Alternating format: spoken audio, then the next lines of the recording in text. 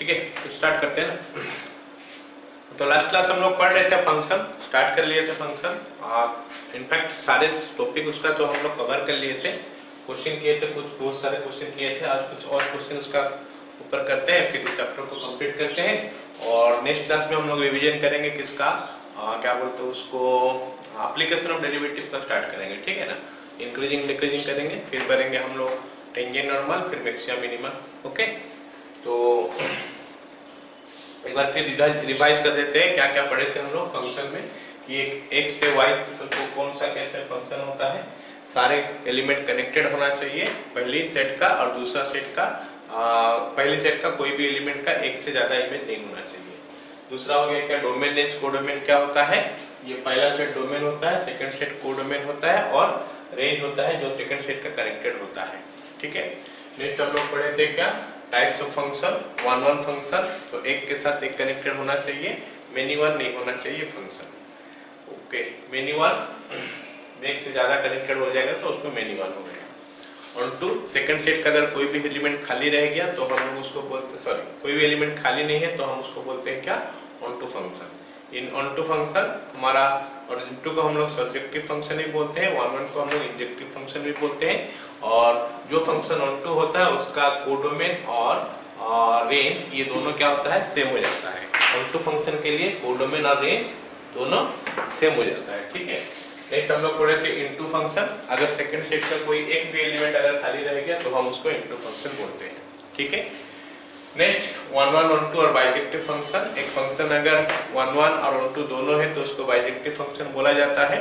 तो bijective function होने के लिए अगर है, मतलब बाइजेक्टिव फंक्शन होने के लिए दोनों सेट का नंबर ऑफ एलिमेंट हमारा 100% सेम होना चाहिए, और नंबर ऑफ बाइजेक्टिव फंक्शन जो हम निकालते हैं m फैक्टोरियल हो जाएगा अगर n ऑफ a और n ऑफ b हमारा m हो गया तो। और अगर हमारा एक सिंगल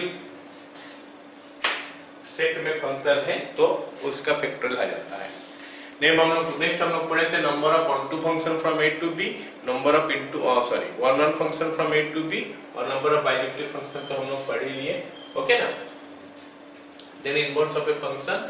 एक फंक्शन अगर वन वन वन टू दोनों होता है तो उसका इनवर्स हम लोग निकालते हैं तो उसको बोलते हैं इनवर्स ऑफ द फंक्शन। तो इनवर्स निकालने का तरीका क्या होता है, fx = y लिख लेते हैं, फिर x का value in terms of y लिख लेते हैं, फिर x को रिप्लेस कर देते हैं f इनवर्स y में, फिर f इनवर्स x करके हमारा इनवर्स ऑफ द फंक्शन निकल के आ जाता है। पूरा ग्राफिकली देखे थे कि एक फंक्शन कब होता है, अगर ग्राफ हम देख रहे हैं, एक तो वर्टिकल लाइन ड्रॉ कर ले, ग्राफ को एक ही बार खाली कट कर रहा है तो फंक्शन है, नहीं तो फंक्शन नहीं है। ठीक है, graphical verification of one one function है ना। वन वन फंक्शन का ग्राफिकल वेरिफिकेशन क्या होता है, हॉरिजॉन्टल लाइन ड्रॉ करेंगे, अगर हॉरिजॉन्टल लाइन उसको एक ही बार खाली कट कर रहा है तो वन वन फंक्शन है, नहीं तो मेनी वन फंक्शन हो जाएगा, एक से ज्यादा बार कट करेगा तो। Graphical verification for onto function क्या होता है, अगर हम ग्राफ ड्रॉ करें, ग्राफ हम देख रहे हैं कि y एक्सिस की तरफ जा रहे हैं, जो उसका कोडोमेन है उसको पूरा कवर कर रहा है तो फिर वो ऑन टू फंक्शन हो जाएगा। फिर derivative test for one one function क्या होता है, f' निकालोगे, अगर f' ग्रेटर देन 0 हो गया तो फिर हम उसको ऑन टू फंक्शन बोलते हैं, या फिर f' लेस देन 0 हो गया, खाली ग्रेटर देन 0 या फिर खाली लेस देन 0 तो उसको ऑन टू फंक्शन बोलते हैं। Okay, number of onto function हम लोग ऑलरेडी निकाल चुके हैं, तो let us start doing some questions. हम जितने सारे टॉपिक था वो कवर कर लिए, हम कुछ क्वेश्चन और करते हैं, थोड़ा प्रैक्टिस कर लेते हैं। ठीक है, नेक्स्ट क्लास में हम लोग नया चैप्टर स्टार्ट करेंगे। तो पहला क्वेश्चन हमारा हो गया क्या, कि हमको दिया है क्या, set A contains 5 elements, B contains 6 elements, number of on one and on two function from A to B। तो ये सेट है A और ये सेट हमारा B है, मान लेते हैं यहाँ पे 1 2 3 4 5 है, और यहाँ पे हो गया A B C D E और F। तो यहाँ से यहाँ तक हमारा फंक्शन है। हमको सवाल में बोला है कितना on one onto function होता है। थोड़ा देर पहले हम लोग डिस्कस किए कि one one onto function तब होगा जब A का एलिमेंट और B का एलिमेंट सारे सेम होगा तो जाके one one onto function होगा। अब तो A का एलिमेंट कम है, B का एलिमेंट ज्यादा है, तो ये one one onto function कभी भी नहीं हो सकता। तो number of functions such functions is equal to 0। Okay, तो इसमें हमारा वन वन फंक्शन हो सकता है। वन वन फंक्शन कितना तो बन सकता है, ऑन टू फंक्शन बन ही नहीं सकता। ठीक है, चलो अगला सवाल देखते हैं क्या बोला है कि which of the following functions from z to z is bijective, इसमें से कौन सा फंक्शन जो है जो कि बाइजेक्टिव है। तो पहला फंक्शन हमको दिया है fx = x cube, fx = x cube. अब थोड़ा ध्यान से देखना है हमको कि ये जो देख रहे हो ना हम लोग, ये सब में हम लोग जो देखते हैं f is from r to r हमको नहीं दिया है, तो r to r नहीं दिया है तो डेरिवेटिव टेस्ट से हम लोग एग्जैक्टली पता नहीं कर पाएंगे, उसका रेंज का बारे में एग्जैक्टली पता कर नहीं पाएंगे, क्योंकि r to r देता तो हम लोग y एक्सिस पूरा कवर करते। अभी y एक्सिस का क्या हो गया, 0 1 2 3 ऐसे पॉइंट्स अब है, तो क्या छूटेगा क्या नहीं छूटेगा वो हम ग्राफ से एग्जैक्टली देख नहीं सकते हैं, है ना। तो एनीवे तो हमारा ये 1 1 फंक्शन है कि नहीं पहले चेक कर लेंगे। 1 1 फंक्शन हमारा ऑड वाला फंक्शन हमेशा 1 1 होता है, अगर हमारा ये ऑड फंक्शन है तो इट इज 1 1 ऑड पावर है, तो इसका ग्राफ जो है खाली या फिर हम f' निकाल लेंगे ना। f' अगर आप इसका निकालते हैं तो आई कैन सी कि ये हमारा 3x² होता है, तो 3x² मतलब हमेशा इंक्रीज ही कर रहा है, तो 1 1 तो होगा ही ऑब्वियसली, है ना। 1 1 हो गया 1 1, तो ये हमारा ग्रेटर देन इक्वल टू 0 हो रहा है। 0 खाली एक ही पॉइंट में हो रहा है, अगर इंटरवल में होता तो नहीं बोल पाते, एक ही पॉइंट में होता है खाली 0 में, तो ये 1 1 फंक्शन हो गया।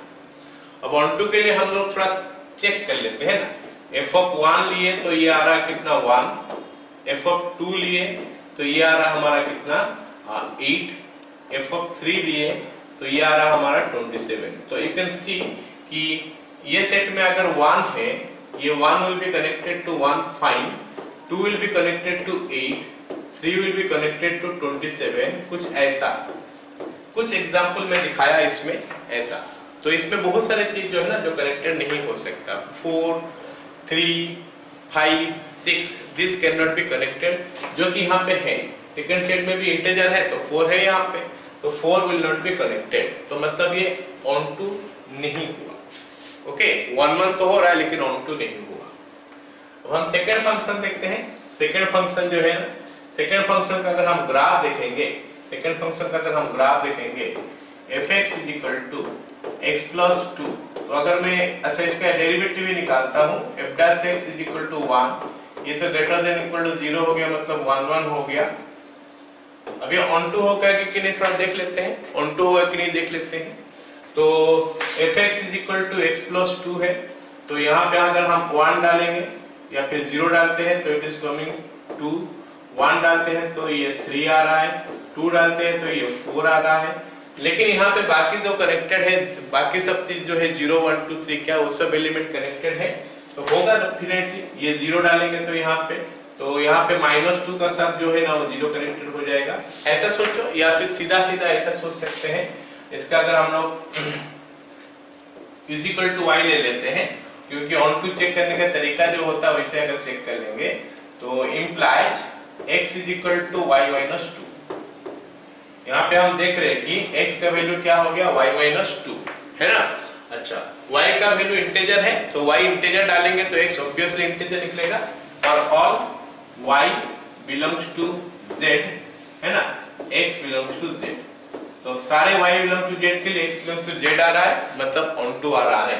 तो सेकंड फंक्शन तो 1 1 भी हुआ, ऑन टू भी हुआ, इसका मतलब ये बाइजेक्टिव फंक्शन हो गया। थर्ड फंक्शन हम लोग चेक कर सकते हैं अगर हम चाहेंगे, तो मान लेते हैं ये वाला फोर्थ ऑप्शन में देता कौन सा fx = x + 2, तो हमको तो 1 by 1 चेक करना पड़ेगा। तो अगर हम तीसरा को चेक करेंगे तो कैसा होगा, fx = 2x + 1, तो ये हमारा f' निकालेंगे तो f' हमारा 2 हो गया, greater than equal to 0, greater than 0 in fact, greater than 0, तो ये भी हमारा ग्रेटर देन 0 हो रहा है, ग्रेटर देन इक्वल टू नहीं हो रहा, तो ये ग्रेटर देन 0 है। तो अगर ग्रेटर देन 0 है तो 1 1 तो हो ही गया, कोई दिक्कत नहीं है, 1 1 हो गया।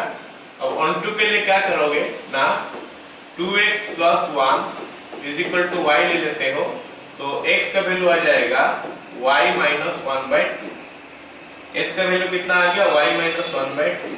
अब सोचो कि हम y का वैल्यू ले लिए 2, अगर y का वैल्यू 2 ले लिए तो x का वैल्यू आ गया कितना, हाफ।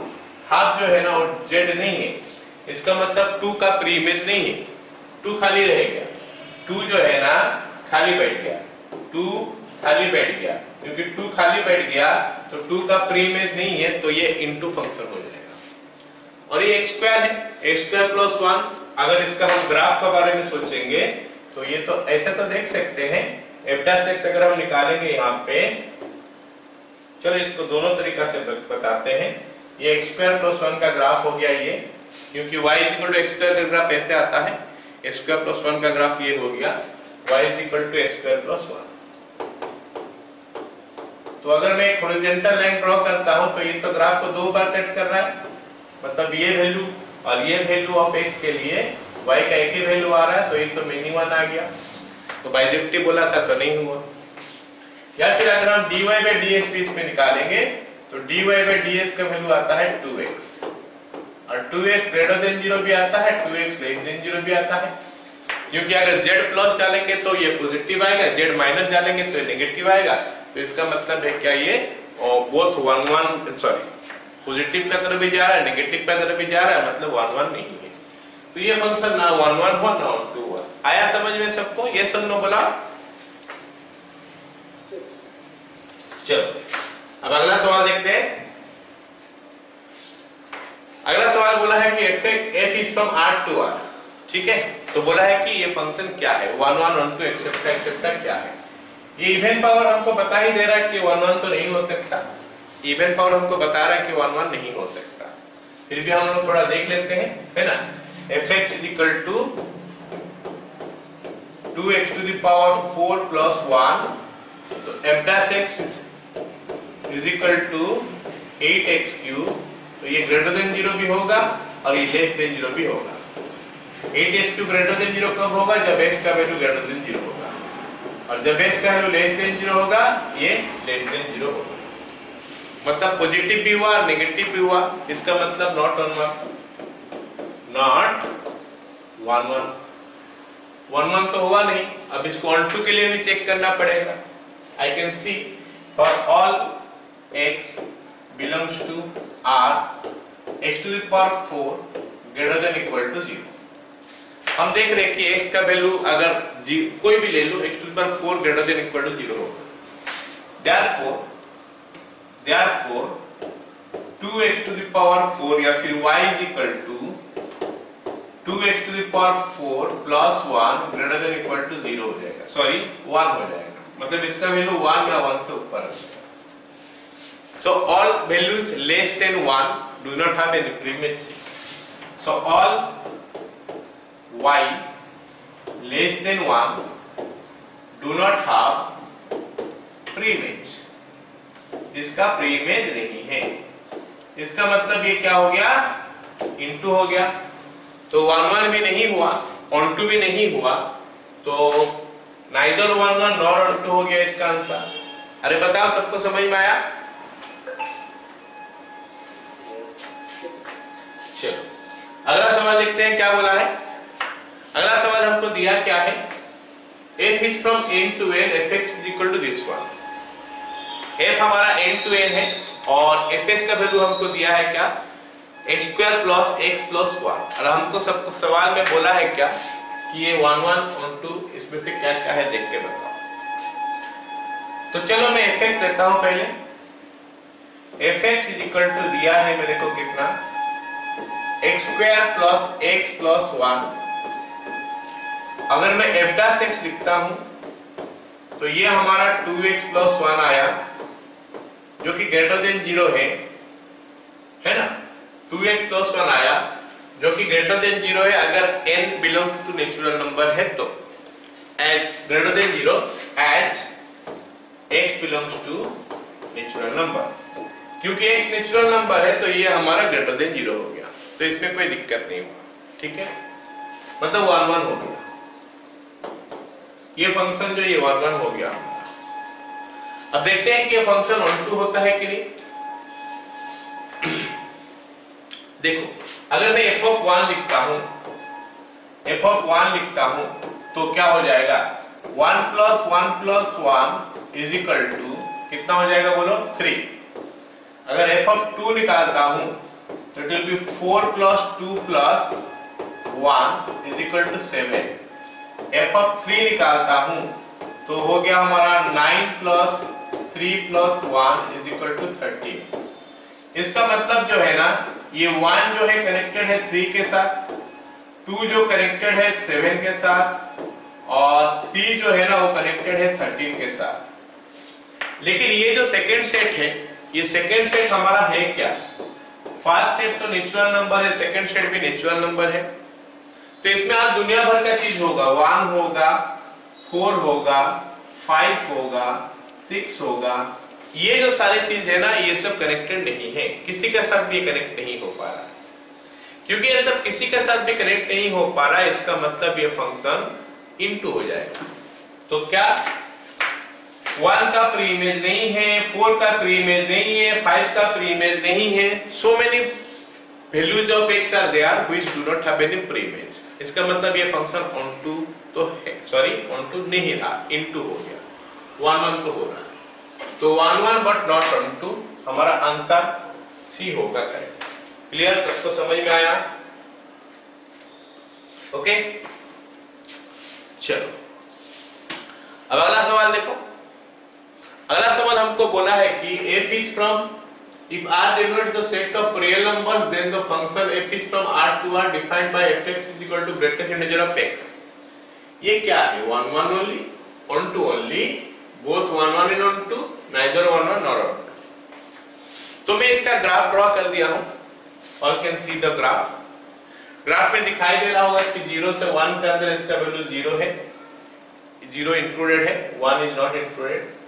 1 से 2 के अंदर इसका वैल्यू 1 है, 2 से 3 के अंदर इसका वैल्यू 2 है, 3 से 4 के अंदर इसका वैल्यू 3 है, जो कि सबको पता है ग्रेटेस्ट इंटीजर का ग्राफ कैसा होता है। तो उस ग्राफ को अगर मैं ध्यान से देखूं तो ये इंक्रीज तो हो नहीं रहा, क्योंकि फंक्शन अगर इंक्रीज होता है तो हम 1 1 बोलते हैं। इंक्रीज तो हो नहीं रहा, 1 1 नहीं है। इनफैक्ट मैं अगर हॉरिजॉन्टल लाइन खींचूंगा कोई भी जगह में, x 1 में खींचूंगा, तो ये तो इसको बार बार कट कर रहा है। Infinite number of times it is intersecting this. तो क्योंकि infinite number of times intersect करा, तो infinite number of values will be there for which fx का वैल्यू 1 होगा। तो 1 1 नहीं है। और onto कैसा हो सकता है? ग्राफ में अगर मैं y एक्सिस की तरफ जा रहा हूं, ऐसे देख रहा हूं, तो 0 से 1 तक तो ग्राफ है नहीं, y एक्सिस की तरफ। 1 से 2 तक तो ग्राफ है नहीं, 2 से 3 तक तो ग्राफ नहीं है। तो ग्राफ तो खाली 0 में है, 1 में है, 2 में है, 3 में है, 4 में है, ऐसे में। तो ये 1 1 भी नहीं होगा, onto भी नहीं होगा। तो neither 1 1 nor onto। समझ में आया सबको? आया समझ में? तो नॉट 1 1 के लिए मैं एग्जांपल दे देता हूं। नॉट 1 1 क्यों हुआ? क्योंकि f ऑफ 1.1 का वैल्यू 1.1 का ग्रेटेस्ट इंटीजर आएगा, जो कि 1 आएगा। f ऑफ 1.2 का वैल्यू, ये भी हमारा 1.2 का ग्रेटेस्ट इंटीजर आया, जो कि फिर से 1 आएगा। सो ये 1 1 onto के भी चीज 1 ही। आइए ना समझ में सबको? इसमें से पता चला कि 1 1 नहीं है, onto मेरे को ग्राफ से दिखाई दे रहा है। चलो अगला सवाल देखो क्या लिखा है। f is from x plus root under x square is a function from R to R, then fx is what? Injective मतलब 1 1 हो गया, सब्जेक्टिव मतलब onto हो गया, बाइजेक्टिव फिर नॉन ऑफ दिस। चलो एक काम करते हैं, इसका ग्राफ ड्रॉ करने का कोशिश करते हैं। Let us try to draw the graph of this। fx is equal to x square plus root under x square। And I think सारे को पता है कि root under x square का मतलब mod x होता है। root under x square का मतलब mod x होता है। तो एक काम करते हैं, x greater than equal to 0 और x less than 0 के लिए इसको डिफाइन कर लेते हैं। So is equal to, ये सॉरी है, यहाँ पे x है ना, x plus x, x greater than equal to 0, x plus minus x, x less than 0. So this now gives you 2x, x greater than equal to 0, 0, x less than 0. And अब सबको दिखाई देगा इसका graph कैसे होगा सब बता सकते हैं। एक्स एक्सिस हो गया, वाई एक्सिस हो गया, हमको ग्राफ ड्रॉ करना है, एक ग्राफ ड्रॉ करना है 2x y = 2x का, y = 2x का ग्राफ जो है ना ऑब्वियसली मेरे को लगता है कि ऐसा आएगा, ओरिजिन से चले जाएगा ऊपर, ये y = 2x हो गया। जब x का वैल्यू 0 या 0 से ज्यादा है मतलब x एक्सिस का राइट हैंड साइड ये आ गया, अगर x एक्सिस का लेफ्ट हैंड साइड आ जाएगा तो वैल्यू आ रहा है 0, मतलब हमको क्या करना है ग्राफ ड्रॉ करना है 0 लाइन लेके, ये 0 हो गया, इसका ऊपर लाइन, तो ये हमारा बन गया ग्राफ। ये जो हमारा ग्राफ बन गया, किसका ग्राफ बन गया बताओ, ये ग्राफ बन गया हमारा fx का ग्राफ। ग्राफ से मेरे को दिखाई दे रहा है कि दिस इज नॉट 1 1, क्योंकि हॉरिजॉन्टल लाइन अगर मैं एक्स एक्सिस पे ड्रॉ करूंगा तो इसको बार बार कट करेगा, तो ये 1 1 हुआ नहीं, ऑन टू नहीं होगा क्योंकि ये y एक्सिस का नीचे में ग्राफ है नहीं, y एक्सिस का नीचे में जो है ना ग्राफ है नहीं, जो ग्राफ है सब y एक्सिस का ऊपर है, मतलब ये सब एम्प्टी है, ये सब खाली है, ये सब किसी का साथ भी कनेक्टेड नहीं हो सकता, यहां से यहां तक मैं दिखा रहा हूं जो ये किसी का साथ भी कनेक्टेड नहीं हो सकता। इसका मतलब है कि ये इनटू हो गया, तो 1 1 भी नहीं हुआ और ऑन टू भी नहीं हुआ, तो हम नॉन ऑफ दिस लिख सकते हैं, ना इंजेक्टिव हुआ ना सब्जेक्टिव हुआ, ना बाई इंजेक्टिव सब्जेक्टिव नहीं हुआ तो बाइजेक्टिव तो होगा नहीं। ठीक है, आया समझ में सबको? ये सब बोलो, आया समझ में?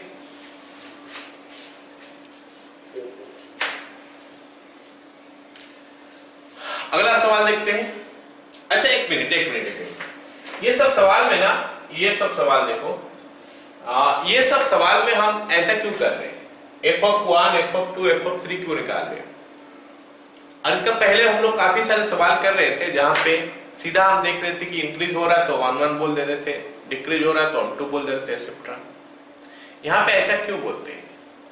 क्योंकि यहाँ पे ऑन आर नहीं बोला है, यहाँ पे नेचुरल नंबर बोला है, तो डिस्क्रीट वैल्यूज आर देयर, तो डिस्क्रीट वैल्यूज आर देयर, इसका मतलब हमको वो सारे पे कुछ कुछ वैल्यू में लेके हमको चेक करना पड़ेगा कि एवरीथिंग इज कमिंग और नॉट, है ना? इसीलिए हम यहाँ पे चेक करते हैं ऐसे करके।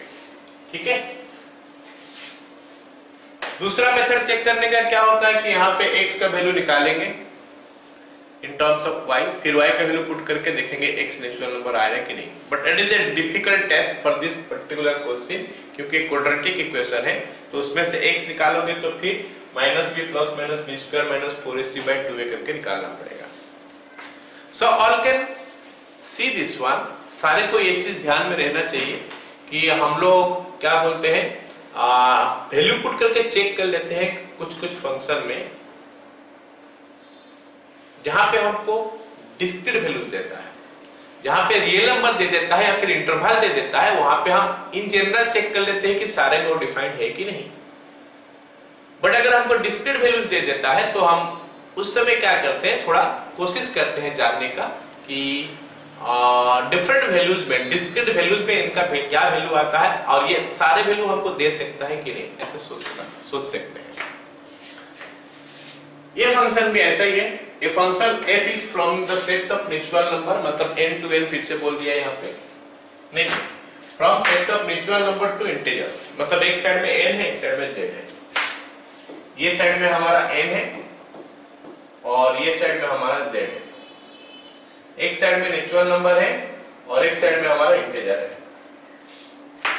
और बोला है कि f of n, f of x का बजाय थोड़ा नोटेशन चेंज किया है, हम ज्यादा एक्वेंटेड नहीं होता है n में, हम ज्यादा एक्वेंटेड x में है, बट फिर भी हो सकता है कोई कोई क्वेश्चन आ जाए ऐसे। f ऑफ n, ठीक है ना, f ऑफ n का वैल्यू दे दिया है n-1/2, अगर n का वैल्यू ऑड होगा तो, और -n/2 अगर n का वैल्यू इवन होगा तो हमको बोला है कि फंक्शन 1 1 है कि नहीं, ऑन टू है कि नहीं, एक्सेट्रा एक्सेट्रा। तो ऐसे डायरेक्ट तो हम चेक कर नहीं सकते। क्यों नहीं कर सकते बताओ? क्योंकि यहाँ पे डिस्क्रीट वैल्यूज है, यहाँ पे डिस्क्रीट वैल्यूज है, यहाँ पे समझा मेरी बात?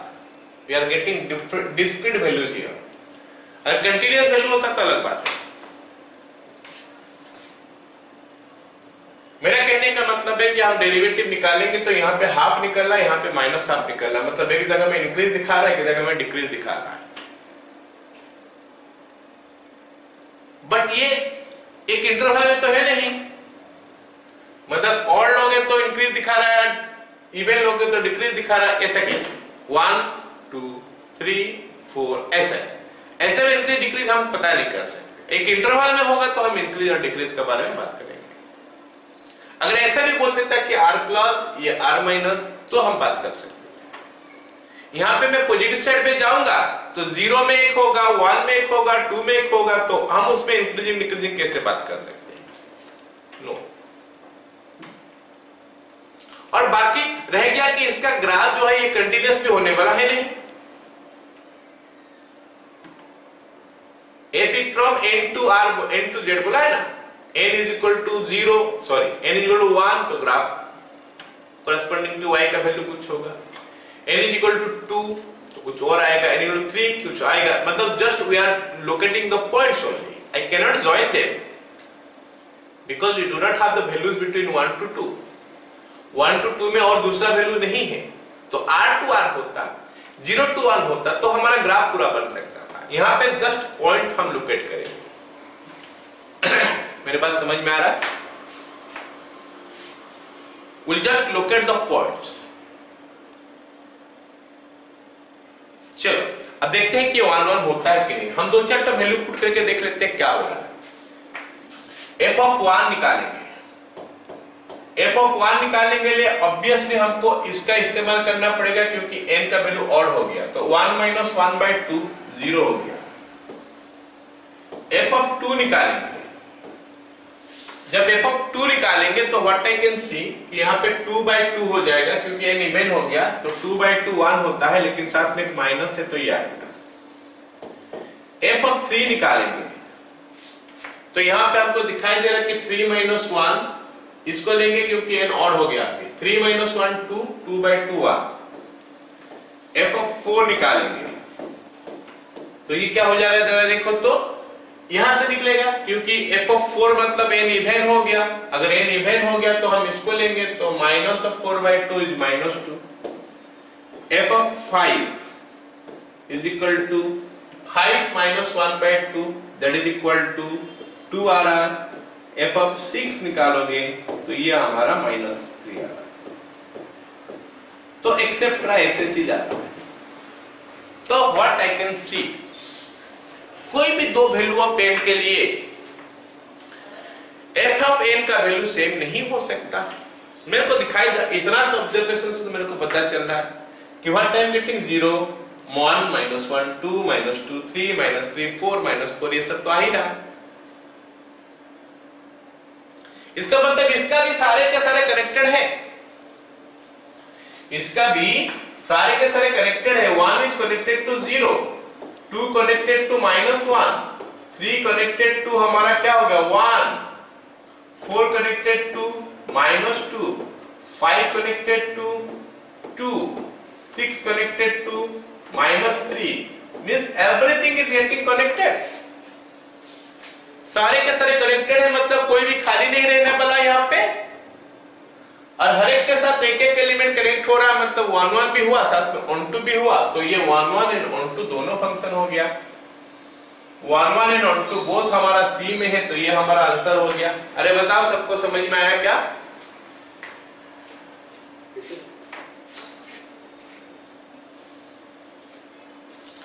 चलो अगला क्वेश्चन देखो। ओके, ये क्वेश्चन देखते हैं। बोला है कि f is from r to this one and fx to this one, then f is what? Injective etc. चलो 1 1 ये फंक्शन हमारा r2 दिया है, इसका डोमेन r है, मतलब ग्राफ पूरा चलेगा ग्राफ x एक्सिस पे पूरा चलेगा। y एक्सिस में ग्राफ अगर -1/2 से हाफ का अंदर रहेगा तो फिर हम बोलेंगे ऑन टू है। लेकिन इसका ग्राफ तो इतना आसानी से हम ड्रॉ नहीं कर सकते, तो will leave that one, graphically method यहाँ पे छोड़ देते हैं। तो अगर ग्राफिकली छोड़ेंगे तो दूसरा उपाय हमारा क्या हो गया, दूसरा उपाय हो गया कि x in terms of y लिखेंगे और देखेंगे कि for all y belongs to this one x का वैल्यू रियल आता है कि नहीं। अगर आ गया तो हम बोलेंगे हाँ ठीक है, ये ऑन टू बी है। ऑन टू बी है मतलब 1 1 पहले चेक करेंगे, उसके बाद चेक करेंगे, उसके बाद बात करेंगे। 1 1 चेक करने का तरीका एनालिटिकली कर सकते हैं, डेरिवेटिव निकाल के भी कर सकते हैं। मैं डेरिवेटिव निकाल रहा हूं। fx इज इक्वल टू दिया है x by 1 plus x square, f dash x is equal to 1 plus x square into 1 minus x into 2x divided by 1 plus x square का whole square. Please get ready. हाँ, मैं यहाँ पे सवाल पूछने वाला हूँ कि दोनों साइड आ रहा है या खाली पॉजिटिव खाली नेगेटिव आ रहा है। So this we are getting 1 minus x square here and denominator 1 plus x square का whole square। So please tell me कि क्या ये खाली पॉजिटिव आ रहा है, खाली नेगेटिव आ रहा है या फिर दोनों आ सकता है। हमको x का वैल्यू कोई भी रियल नंबर डालेंगे, क्या ये पॉजिटिव नेगेटिव दोनों आ सकता है या खाली पॉजिटिव आएगा या खाली नेगेटिव आएगा। नहीं, दोनों आ सकता है। ओके ना। तो f dash x can be positive और नेगेटिव, तो नॉट 1 1 नहीं है, ये हमको पता चल गया, ये हमारा 1 नहीं है। ठीक है, 1 नहीं है। अगर इस जगह में -1 से 1 तक देता सवाल में यहाँ पे, तो फिर ये 1 1 हो सकता है। अभी 1 1 नहीं है। चलो ऑन टू चेक करते हैं। ये हम चेक कर रहे थे 1 1 के लिए, 1 1 हम चेक कर लिए। अब हम चेक करते हैं ऑन टू। ये ऑन टू है कि नहीं चेक करते हैं। तो लिखते हैं fx is equal to x by 1 plus x square is equal to y। तो x is equal to y plus x square y। तो your x square y minus x plus y is equal to 0। ये हमारा हो गया quadratic equation in x। तो इसमें हम एक काम करते हैं, x का वैल्यू निकालते हैं। x is equal to minus b मतलब +1 हो जाएगा, plus minus root under 1 minus 4y square by your 2y। ठीक है, आया समझ में? क्लियर कि नहीं? अब अगर मैं बात करूं, यहां पे y का वैल्यू मैं डालूंगा। अच्छा, ये जो है ना, ये मेरे को रियल नंबर कब नहीं देगा। हमारे दो जगह में ये रियल नंबर नहीं देगा। पहली जगह क्या है, y इज इक्वल टू 0 होगा तो ये रियल नंबर दे देगा। दूसरी जगह क्या है, 1 minus 4y square less then 0 होगा तो भी ये रियल नंबर नहीं देगा।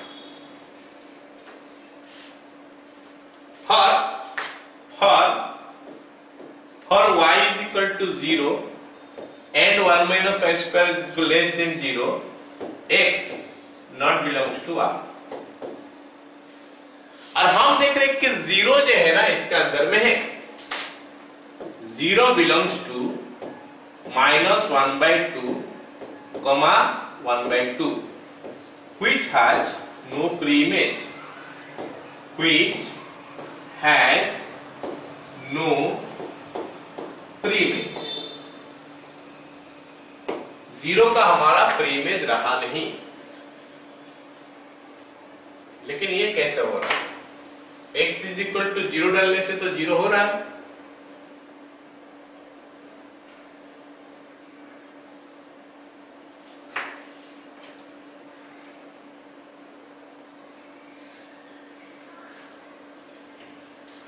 यहाँ पे अगर डालेंगे s का वैल्यू 0 तो fx इज इक्वल टू 0 हो रहा है ना।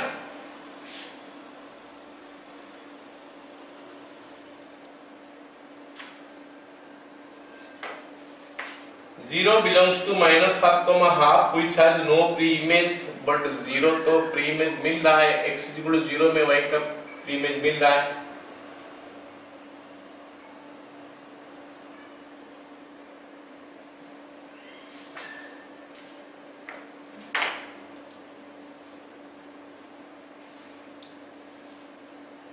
तो क्या प्रॉब्लम है यहाँ पे?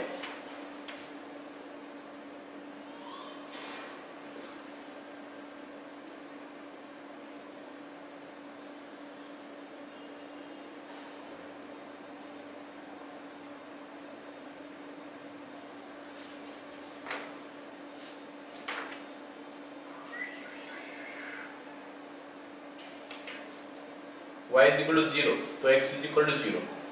चलो ठीक है, यहाँ यहीं से मिल जा रहा है, क्वाड्रेटिक से नहीं मिल रहा है, लेकिन यहाँ से तो मिल रहा है कि अगर y का वैल्यू 0 करेंगे तो s का वैल्यू हमारा 0 आ रहा है। ये क्वाड्रेटिक से नहीं मिल रहा है, इसमें हम रिस्ट्रिक्शन लगा देंगे y नॉट इक्वल टू 0। काम खत्म हो गया। अच्छा, ये हमारा बात आ गया। इस केस में y नॉट इक्वल टू 0 यहाँ पे लगा देते हैं रिस्ट्रिक्शन, लेकिन यहाँ पे हमारा बाकी जो ये इज इक्वल टू वाई लिए, तो यहाँ पे अगर y का वैल्यू 0 डालते हैं तो x 0 आता है, मतलब 0 का प्रीइमेज है। ठीक है, चलो अब हम बात करेंगे क्या, बाकी सब y जो है ना अगर माइनस हाफ से हाफ तक है, for all y belongs to minus half comma half, x belongs to half. क्योंकि अगर मैं y स्क्वायर करूंगा तो मिलेगा 1/4 और 1/4 में 4 मल्टीप्लाई करूंगा तो 4 आ जाएगा, तो सॉरी 4 मल्टीप्लाई करूंगा तो 1 आ जाएगा, 1 - 1 0। इट कैन नॉट एक्सीड 1, ये 1 से ज्यादा नहीं हो रहा, ये 1 से ज्यादा नहीं हो रहा मतलब ये वाला पार्ट पॉजिटिव या फिर 0 रहेगा, तो जिसके लिए कि x का वैल्यू रियल नंबर निकलेगा। देयरफॉर ऑन टू हो गया, सो ऑन टू, सो ये हमारा ऑन टू, मतलब ये 1 1 नहीं हुआ लेकिन ऑन टू हो गया। So this function is neither 1 1 nor नहीं, injective but not friend, surjective but not injective, bit be हमारा आंसर हो गया। क्लियर हो गया। चलो ये क्वेश्चन जो है ना, ये क्वेश्चन हमारे लिए थोड़ा इंपॉर्टेंट है। क्या है यहाँ पे देखो, late f is from R to A, fx is equal to this one is surjective, then A is what? Surjective का मतलब क्या होता है? On to. सर्जेक्टिव का मतलब होता है ऑन टू। तो बोला है कि ये वाला फंक्शन ऑन टू है, तो ये फंक्शन अगर ऑन टू है तो फिर A का वैल्यू बताओ। तो ऑन टू फंक्शन के लिए क्या होता है? Range is equal to codomain. अगर मैं f is from R to A लिखता हूं, f is from R to A, then हमारा कोडोमेन है A, codomain is equal to A। Alright, as f is surjective, क्योंकि f हमारा surjective है, so codomain is equal to range, codomain is equal to range. क्योंकि f surjective है तो codomain is equal to range, ये हम theory में पढ़ लिए। Therefore A is equal to range of f। खत्म। तो हमको क्या करना है कि f का रेंज निकालना है। f का जो रेंज निकलेगा that is equal to A set. हमारा A सेट क्या हो गया? Range of f। अब हम रेंज ऑफ f निकालते हैं। तो रेंज निकालने का तरीका क्या होता है? fx is equal to x square by 1 minus x square, sorry 1 plus x square is equal to y लिख लेते हैं। तो x square का वैल्यू लिख लेते हैं, कितना है देखते हैं, y minus plus x square y, तो x square minus x square into y is equal to y x square common तो 1 minus y is equal to y, तो x square is equal to y by 1 minus y. तो यहां से हमको मिला क्या, x is equal to plus minus root under y by 1 minus y. Okay, अब हमको x का वैल्यू चाहिए, वो वैल्यू नहीं, y का वो वैल्यू चाहिए जिसके लिए कि x रियल होगा। ये रूट ओवर के अंदर है, तो रियल होने के लिए क्या चाहिए, it is greater than equal to 0। For x to be real, y by 1 minus y greater than equal to 0। साथ में एक कंडीशन और लगाना पड़ेगा, ये रेशनल का फॉर्म में है तो डिनोमिनेटर 0 नहीं होना चाहिए। 1 minus y not equals to 0।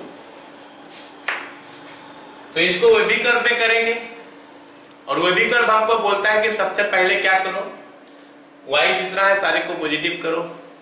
यहाँ पे पॉजिटिव है, यहाँ पे नेगेटिव है, मतलब -1 यहाँ पे हमको मल्टीप्लाई करना पड़ेगा नीचे में, यहाँ पे भी -1 मल्टीप्लाई करेंगे। लेकिन जैसे ही नेगेटिव क्वांटिटी मल्टीप्लाई करते हैं तो इनइक्वालिटी का साइन चेंज होता है। तो हम लिखेंगे y by y minus 1 less than equal to 0, और यहाँ पे हमको पता चल गया कि y नॉट इक्वल टू 1। तो y का वैल्यू 1 नहीं होना चाहिए और y by y minus 1 less than equal to 0। अगर हम नंबर लाइन ड्रॉ करेंगे, 0 लिखेंगे 1 लिखेंगे तो प्लस माइनस प्लस। तो यहां से हमको पता चल गया ये कि ये 1 है ना। यहां से हमको पता चल गया कि y का वैल्यू अगर 0 से 1 तक हम लेंगे, 1 एक्सक्लूडेड क्योंकि y नॉट इक्वल टू 1 है। Therefore for y belongs to 0, 1, 0 included, 1 not included, x is real.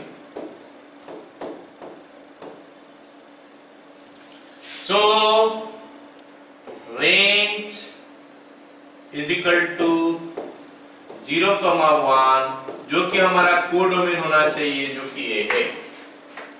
a हमारा 0 का मान हुआ, 0 इंक्लूडेड है, 1 एक्सक्लूडेड है। तो 0 इंक्लूडेड 1 एक्सक्लूडेड कहीं पे भी यहाँ पे है नहीं। हाँ यहाँ पे है ना, डी में 0 इंक्लूडेड और 1 एक्सक्लूडेड। बोलो समझ में आया सबको ये सवाल?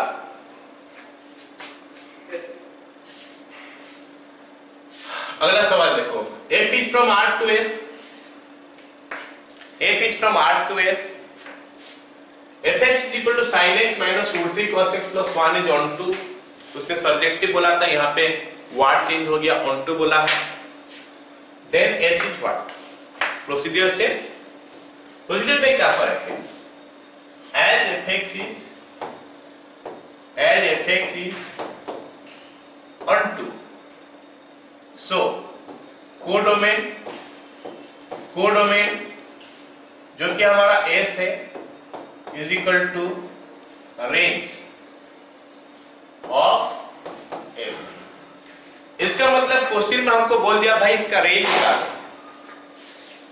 क्वेश्चन में हमको बोला है कि इसका रेंज निकालो, जो रेंज निकलेगा वही हमारा हो जाएगा इसका S का वैल्यू।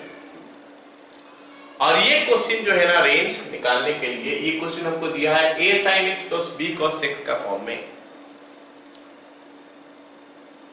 ट्रिग्नोमेट्री है, ट्रिग्नोमेट्री का रेंज निकालने का तरीका हमको आता है। ऐसा नहीं कि हमको उसको इन टर्म्स ऑफ y एक्सप्रेस करेंगे, x in terms of y express करेंगे, ऐसे कोई जरूरत नहीं है। हम ट्रिग्नोमेट्री में a sin theta plus b cos theta का जानते हैं, a sin square theta plus b cos square theta का जानते हैं। ये सब का रेंज कैसे निकालते हैं हमको पता है, तो विल यूज दैट वन।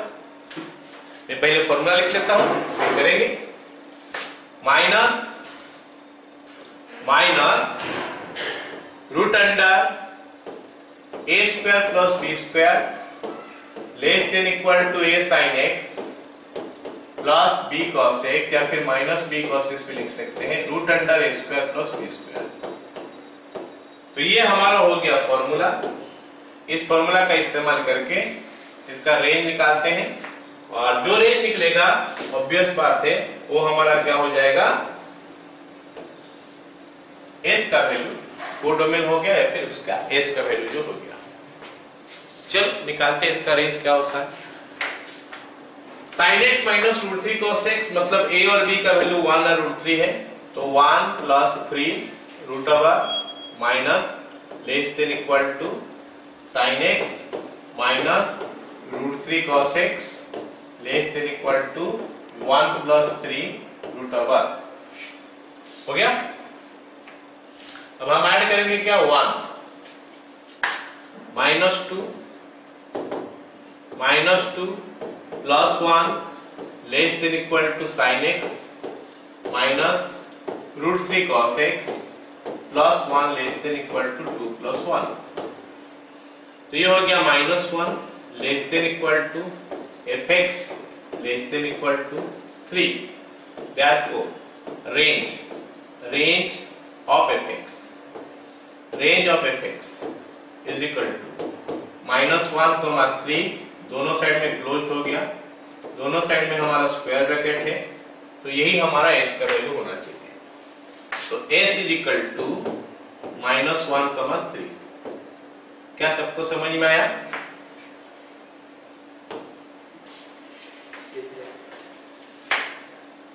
चलो अगला सवाल देखो।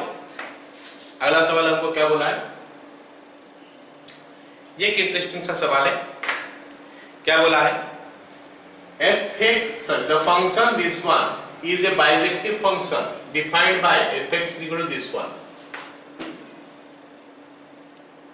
where a b c are non-negative real numbers, then f of 2 का वैल्यू कितना बताओ। सवाल में बोला है कि ये बाइजेक्टिव फंक्शन है, मतलब 1 1 1 2 फंक्शन है, ये हमारा बाइजेक्टिव फंक्शन है, सो ये हमारा 1 1 1 2 फंक्शन हो गया।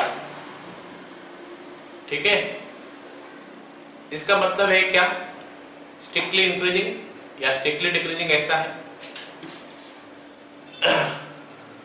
स्ट्रिक्टली इंक्रीजिंग या फिर स्ट्रिक्टली डिक्रीजिंग, ऐसा है। ठीक है, चलो देखते हैं, f डैश x निकालते हैं। इसमें fx इज इक्वल टू कितना है, ax square plus bx plus c, तो f dash x is equal to 2ax plus b। a और b नॉन नेगेटिव बोला है, मतलब पॉजिटिव हो गया, और x का वैल्यू तो 0 से 2 का भीतर है, x belongs to 0, 2 implies 2ax plus b greater than 0.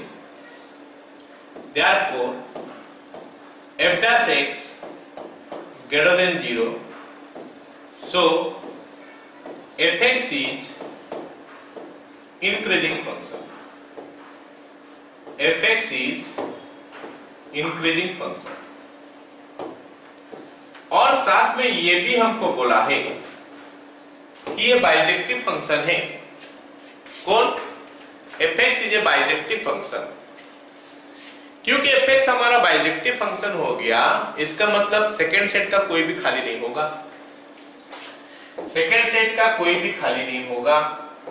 पहला सेट में 0 से लेकर 2 तक है, पहला सेट हमारा 0 से लेकर 2 तक है, सेकेंड सेट भी लेके 0 से लेकर 2 तक है। और क्योंकि इंक्रीजिंग फंक्शन है, कुछ ऐसा अगर मैं ग्राफ करके दिखाने का कोशिश करूं, कुछ ऐसा हो सकता है, मतलब हमारा ग्राफ 0 से 2 तक है, यहाँ पे भी 0 से 2 तक होना चाहिए, क्योंकि ये इंक्रीजिंग फंक्शन है। जैसे जैसे इसका वैल्यू बढ़ेगा, साथ में fx का वैल्यू बढ़ेगा, और ऑब्वियस बात है कि 2 में भी उसका वैल्यू 2 ही हो जाएगा, किसी और वैल्यू में 2 हो नहीं सकता, किसी और वैल्यू में 2 नहीं हो सकता। क्यों? क्योंकि 2 इसका लास्ट वैल्यू है, it has to be connected, और ये किसी और के साथ कनेक्टेड नहीं हो सकता क्योंकि ये ऑन टू फंक्शन है और 2 से पहले जो भी वैल्यू डालोगे उससे ज्यादा होगा इसका वैल्यू, और क्योंकि इसका सबसे बड़ा वैल्यू 2 है तो this 2 has to be connected to 2 only. So यहां से हमको पता चल गया कि भाई ये f(2) का वैल्यू जो है ना ये 2 आ गया, जो कि हमारा आंसर ए में है। आ गया समझ में? Because it is A strictly increasing function, तो जैसे जैसे हम s का वैल्यू बढ़ाते जाएंगे तो fs का वैल्यू भी बढ़ते जाएगा, और s का सबसे बड़ा वैल्यू 2 है तो उसमें fs का भी सबसे बड़ा वैल्यू ही आना चाहिए, और fs का बड़ा वैल्यू हमारा हो सकता है ये 2 ही, क्योंकि ये ऑन टू फंक्शन बोला है। ऑन टू फंक्शन नहीं होता तो हो सकता है इसका पहले कोई बड़ा हो जाए, लेकिन ऑन टू फंक्शन होता है तो कोई भी चीज खाली नहीं होना चाहिए, मतलब कि ये 2 तो कनेक्टेड होगा, तो ऑब्वियसली ये कनेक्टेड होगा इसका सबसे बड़ा वैल्यू के साथ। आ गया सबको समझ में? ये सुनो,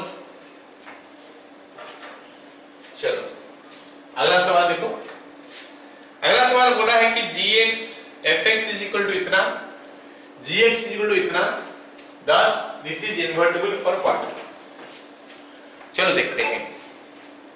g of fx is invertible for what? g of fx जो है ये किसके लिए इन्वर्टिबल है, ये हमको सवाल में पूछा है। तो पहले g of fx निकाल लेते हैं। g of fx is equal to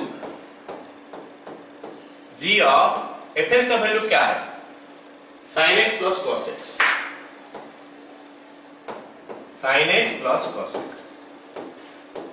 अब g of x का वैल्यू है x स्क्वायर माइनस 1, तो g of sin x plus cos x क्या हो जाएगा? x के जगह में x स्क्वायर माइनस x के जगह में इतना आ जाएगा, क्योंकि यहाँ पे x के जगह में मैं यहाँ पे sin x plus cos x डाला हूँ, तो राइट हैंड साइड का भी x के जगह में sin x plus cos x डालूंगा। So it now gives me then sin x plus cos x whole square minus 1, sin x plus cos x का होल स्क्वायर माइनस 1। सो ये बन गया हमारा क्या? sin square x plus cos square x plus 2 sin x into cos x minus 1। अब ये sin square x plus cos square x 1 हो गया, प्लस sin 2x हो गया minus 1. So this now gives me sin 2x. ये हमारा sin 2x. Okay, अब हमको सवाल में क्या बोला है कि ये चीज जो है ना ये इन्वर्टिबल है, मतलब ये 1 1 और ऑन 2 है। हम लास्ट क्लास कल का क्लास में देख रहे थे, हम जब कल पढ़ रहे थे तो उस समय देखे थे कि हमारा ये जो फंक्शन है 1 1 और 2 कब होता है? fx is equal to sin x, ये 1 1 और 2 कब होता है? ये 1 1 और 2 कब होता है? जब हमारा x का वैल्यू -90 से +90 तक होता है और sin x का वैल्यू -1 से 1 तक आता है। x belongs to -π/2, π/2, x belongs to -π/2, π/2 अब होता है। लेकिन अब हमारा जो क्वेश्चन में है ना, हम जो निकाल दिए हैं वहां पे ये x के जगह में 2x है, इसका मतलब ये 2x का वैल्यू -π/2 से π/2 के अंदर होना चाहिए। तो ये इन्वर्टिबल होने के लिए 2x belongs to -π/2, π/2। यहाँ पे हमारा sin x था, अभी x नहीं होके 2x हो गया, x के जगह में 2x हो चुका है। sin x के लिए x belongs to होता है, अभी 2x है तो 2x belongs to होना चाहिए। तो यहाँ से हमको पता चल गया कि x belongs to -π/2, π/4, π/4, तो जो कि हमारा आंसर होना चाहिए -π/4 से लेकर π/4। क्लियर?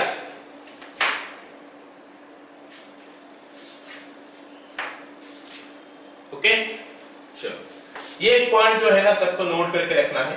क्या चीज कि अगर fx and gx are inverse function of each other, मतलब fx का इनवर्स gx है और gx का इनवर्स fx है, fs का इनवर्स gx है और gs का इनवर्स fx है, तो फिर f ऑफ gx का वैल्यू x होगा, g ऑफ fs का वैल्यू भी x होगा। ऐसे आपको करना है, ठीक है। चलो अब देखते हैं ये क्वेश्चन हम कैसे करेंगे। Which of the following function is inverse of itself, मतलब fx का इनवर्स fx का इनवर्स fx, ये हमको बोला है कि कौन सा केस में fx का इनवर्स जो है वो fx है। fx का इनवर्स fx है, ये कौन सा केस में। अभी थोड़ा देर पहले मैं बताया कि अगर दो फंक्शन इनवर्स है तो फिर अगर f ऑफ gx निकालोगे तो x होगा, g ऑफ fx निकालोगे तो भी x होगा। ऐसे fx और fx लिखा है, मतलब f of fx is equal to x होना चाहिए। तो जो फंक्शन में f of fx is equal to x होगा तो हम बोलेंगे कि वो इनवर्स ऑफ इटसेल्फ है। Which of the following function is inverse of itself, तो f of fx is equal to x आ जाएगा, तो that is called inverse of itself. देखते हैं पहला फंक्शन लेके, fx is equal to 1 minus x by 1 plus x। तो अगर मैं f ऑफ fx निकालूं तो बनेगा 1 minus fx by 1 plus fx, ये हमारा निकल गया। अब यहां से हमको क्या निकालना है, is equal to 1 minus fx का value 1 minus x by 1 plus x है, 1 minus x by 1 plus x है। अगर मैं ये दिखा सकता हूं कि ये x हो जाएगा, अगर ये दिखा सकता हूं कि ये x हो जाएगा तो बोलूंगा कि it is inverse of itself.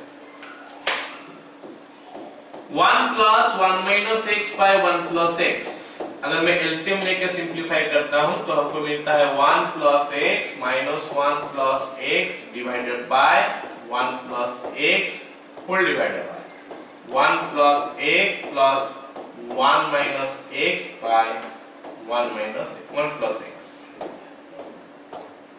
ऊपर का भी लिख लिया, नीचे का भी लिख लिया। अभी 1 प्लस x यहाँ पे कट गया, ऊपर में 1 कट गया तो 2x बाय 2 हो गया इज इक्वल टू x हो रहा है, ये हमारा x हो रहा है। इसका मतलब ये हमारा आंसर होना चाहिए। ऐसे में जो चेक किया that can be checked for the other values also, ये सब के लिए भी चेक कर सकते हैं हम लोग। तो क्योंकि ये ऑप्शन हो चुका, आंसर हो चुका है तो हम नहीं कर रहे, but you can try of your own.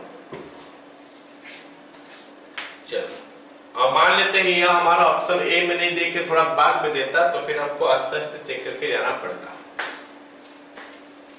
Anyway अगला सवाल देखते हैं। बोला क्या है, the function this one fx equal to this one, then f inverse x is this। हम सबको पढ़े हैं हम सब कि एक फंक्शन का इनवर्स निकलने के लिए वो 1 1 और 2 दोनों होना चाहिए। यहाँ पे बोला है कि इनवर्स निकालो, मतलब 1 1 और 2 चेक करने का हमारे जरूरत है नहीं, वो है बोल के एजम्पशन है। तो फिर इसमें 1 1 और 2 हो गया अगर, तो ये इनवर्स कैसे निकलता है, थोड़ा कॉम्प्लिकेटेड दिखाई दे रहा, तो how to find out inverse of this function. तो ये इंपॉर्टेंट क्वेश्चन है कि कैसे इनवर्स निकालते हैं। एक दो क्वेश्चन हमारा है, इनवर्स निकालने का तरीका हमको सीखना पड़ेगा कि कैसे इनवर्स निकालते हैं, ठीक है ना। अब ये क्वेश्चन देखते हैं, इसका इनवर्स निकालते हैं पहले। fx इज इक्वल टू, तरीका की होता है, क्या होता है कि x in terms of y लिखेंगे, 2 to the power x into x minus 1 is equal to y कर देते हैं, is equal to y। Okay, अब हमको क्या करना है, x का वैल्यू निकालना है। निकालने के लिए पावर से ऊपर से नीचे लाएंगे, तो इसके लिए दोनों तरफ लॉग ले लेंगे। पहले log 2 to the power x into x minus 1 to the base 2 is equal to log y to the base 2, ये आ गया हमारा। अब यहां पे क्या होगा, यहां पे क्या होगा, ये जगह में log a to the power b आ जाएगा, जो कि b log a होता है, मतलब ये पावर से नीचे आ जाएगा, चीज जो है ये पावर से नीचे आ जाएगा। x into x minus 1, x into x minus 1 log 2 to the base 2 is equal to log y to the base 2। अब इसको भी इधर ले आते हैं, log 2 to the base 2 सबको पता है 1 होता है, तो x square minus x minus log y to the base 2 is equal to 0, ये हो गया हमारा। Okay, this is what we are getting till now. अब आगे देखते हैं कैसे करेंगे इसका। आगे क्वाड्रेटिक इक्वेशन हो गया, सॉल्व करके x का निकालते हैं। x is equal to minus b, मतलब 1 हो जाएगा, क्योंकि यहाँ पे a का वैल्यू 1 है, a का वैल्यू 1 है, b का वैल्यू -1 है और c का value log y to the base 2 है। माइनस b हो गया, plus minus root under b square बोलने से 1 हो गया, माइनस 4ac, तो 4 into 1 into minus of this one, that makes it plus 4 log y to the base 2 divided by 2a, minus b plus minus b square minus 4ac by 2a, मतलब 2 हो गया। अब इसको आगे सिंप्लीफाई करूं तो हमको मिलेगा क्या, 1 plus minus root under 1 plus 4 log y to the base 2 by 2 और 1 minus root under 1 plus 4 log y to the base 2 divided by 2। तो एक तो प्लस में आ गया, एक तो माइनस में आ गया। अब हमारा काम क्या है कि दोनों में से कौन सा चीज लेंगे, क्योंकि यहां पे हमको दिया है 1 से लेकर इनफाइनाइट, तो ये 1 से लेकर इनफाइनाइट तो नहीं दे सकता। ये जो है ना not belongs to 1 comma infinite, क्योंकि ये चीजें को घटा देगा, ये हो सकता है। therefore x is equal to इतना, therefore x is equal to 1 plus root under 1 plus 4 log y to the base 2 divided by 2। But हमको इन टर्म्स ऑफ x लिखना है, तो x को f इनवर्स y लिख लेते हैं, पहले x को लिख लेते हैं f inverse y। therefore f inverse x is equal to 1 plus 4 log x to the base 2 root over by 2। ये हमारा आंसर हो जाएगा, जो कि हमारा ऑप्शन बी में है, तो हमारा इसका आंसर जो है ना बी हो जाएगा। Clear?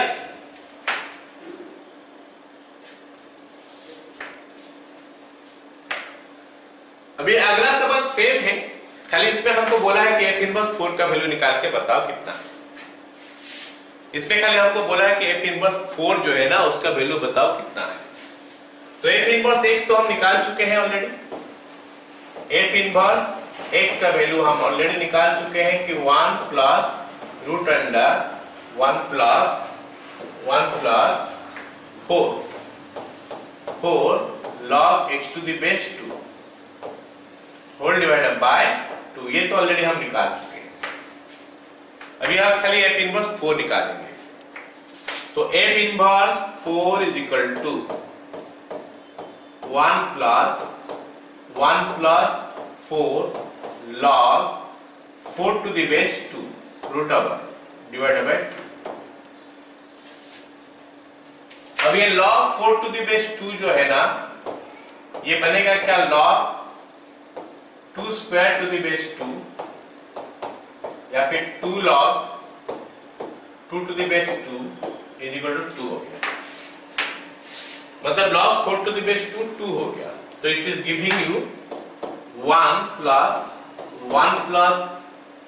4 into 2 root over divided by 2, ये बन गया 1 plus 3 by 2, 1 plus 3 4 होता है, 4 by 2 2 होता है, तो हमारा आंसर इसका 2 हो गया। क्लियर, सबको समझ में आ गया? चलो अगला सवाल। ये एक और सवाल है जिसमें हमको इनवर्स निकालने का तरीका पता होना चाहिए। 10 to the power x, 10 to the power minus 6, यहाँ पे हो सकता है 2 to the power x दे दे, हो सकता है 5 to the power x दे दे, हो सकता है e to the power x दे दे। ठीक है, तो इसको कैसे निकालते हैं देखो। 10 to the power x minus 10 to the power minus x by 10 to the power x plus 10 to the power minus x is equal to 1। ठीक है, अगर हम एलसीएम ले लेते हैं यहाँ पे तो क्या बन जाएगा? 10 to the power 2x minus 1 by 10 to the power x divided by 10 to the power 2x plus 1 by 10 to the power x। 10 to the power minus s को मैं 1 by x करके लिखा हूँ, है ना? 10 to the power minus s को मैं 1 by x करके लिखा हूँ, तो ये 10 to the power x 10 to the power x जो है कैंसिल हो जाएगा, ये दोनों हमारे कैंसिल हो गया। So we are left with this things now. अभी हम क्या क्या हमारे पास है?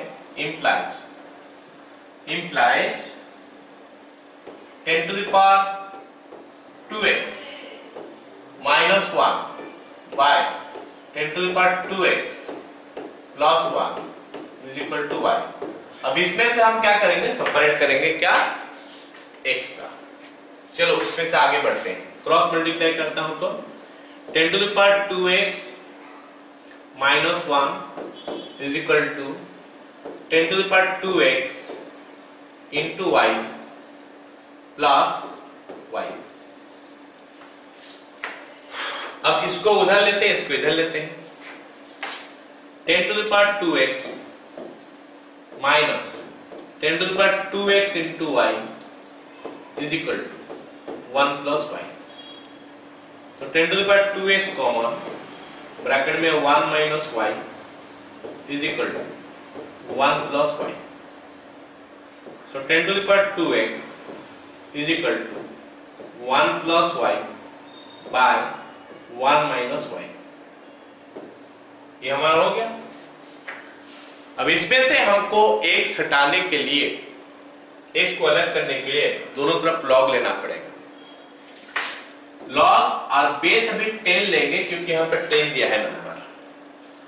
log 10 to the power 2x to the base 10 is equal to log 1 plus y by 1 minus y।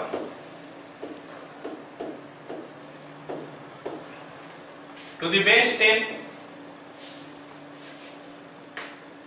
अब ये क्या हुआ ना, 2x जो आगे आ जाएगा, 2x log 10 to the base 10 जो कि 1 हो जाएगा is equal to log 1 plus y by 1 minus y to the base 10।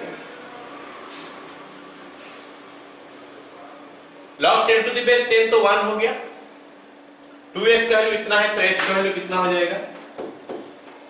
1 by 2 log 1 plus y by 1 minus y to the base 10।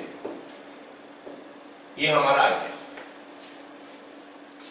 ठीक है, अब हम क्या करेंगे? x के जगह में f इनवर्स y लिख लेते हैं, जो कि हमेशा लिखना पड़ता है हमको। f inverse y is equal to 1 by 2 log 1 plus y by 1 minus y। अब हम फाइनल आंसर लिखने वाले हैं।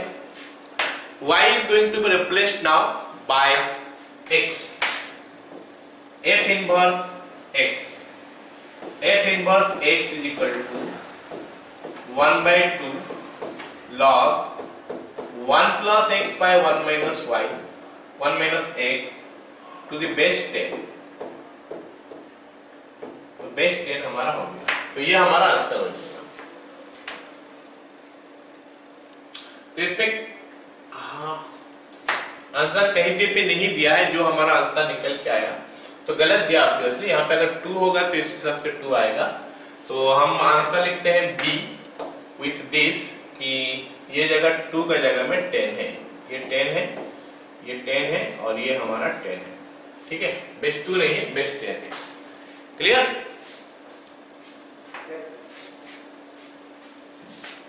अगला क्वेश्चन देखो क्या बोला है कि gx is equal to this one, gofx is equal to this one, then f of 5/4 का वैल्यू कितना निकालो। gfx का वैल्यू जो है ना मेरे को दिया है कितना, 4x स्क्वायर प्लस नहीं माइनस 10x प्लस 5। अब एक काम करता हूं, मेरे को g ऑफ 5/4 निकालने के लिए बोला है, तो s के जगह में 5/4 डाल देते हैं, क्या निकलता है देखते हैं। g of f of 5/4 is equal to 4 into 25/16 minus 10 into 5/4 plus 5। अब g ऑफ f ऑफ 5/4 कैसे मिलेगा? g ऑफ x का वैल्यू हमको दिया है, g ऑफ x का वैल्यू हमको दिया है x square plus x minus 1। इसी x के जगह में अभी आ चुका है कितना, g f ऑफ 5/4, तो यहाँ पे भी f ऑफ 5/4 पुट हो जाएगा, यहाँ पे भी f ऑफ 5/4 पुट हो जाएगा। तो मिलेगा फिर क्या हमको, f ऑफ 5/4 का होल स्क्वायर, f ऑफ 5/4 का होल स्क्वायर प्लस x है मतलब f of 5/4 minus 1 is equal to right hand side क्या होगा, ये 4 को ये 16 के साथ कैंसिल कर लेते तो मिलेगा 4। अब यहाँ पे भी 4, यहाँ पे भी 4, यहाँ पे कुछ नहीं है 1 है, तो एलसीएम 4 हो गया, तो बन गया 25 माइनस 50 प्लस 20, 25 माइनस 50 प्लस 20, और ये जो वैल्यू आ रहा है ना 25 प्लस 20 45 माइनस 50 माइनस 5, तो ये बन गया हमारा माइनस 5/4।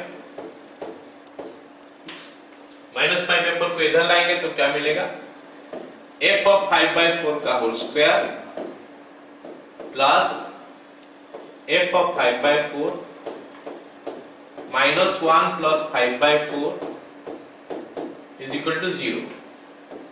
तो ये मिल गया f ऑफ 5/4 का होल स्क्वायर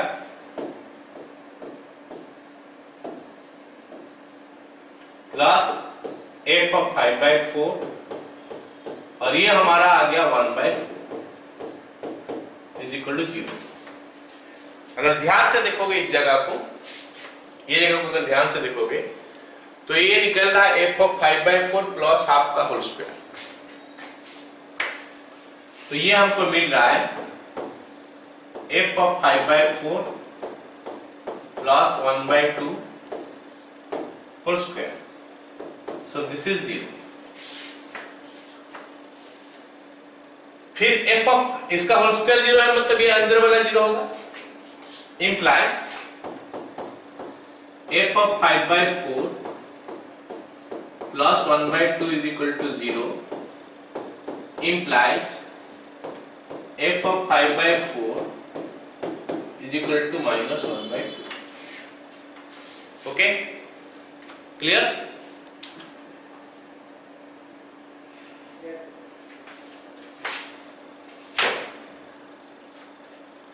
अगला सवाल देखते हैं क्या बोला है, f is from R to R, g is from R to R, fx का वैल्यू इतना है, gs का वैल्यू इतना है, और हमको बोला है कि g of fx equal to 8, तो s का वैल्यू बताओ। g of fx is equal to 8, gx हमारा यहाँ पे, इसमें s के जगह में fx आ चुका है, तो s की जगह में fx डाल देते हैं,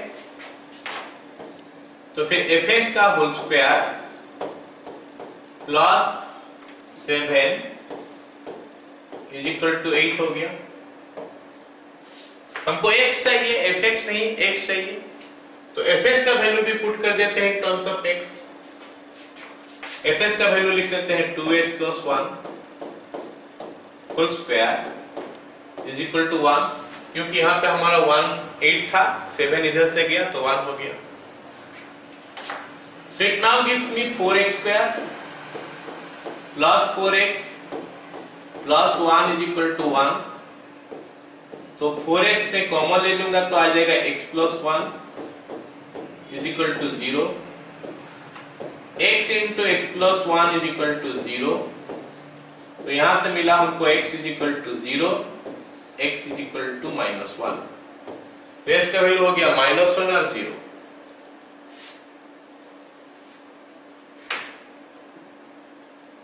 नहीं है तो इधर 8 है ना, 2x plus 1 this one ठीक है। -1 और 0 आ रहा है, यहाँ पे ऑप्शन में नहीं दिया है, इट शुड बी -1 और 0, सो मैं -1, 0 ये दोनों वैल्यू आएगा, ठीक है।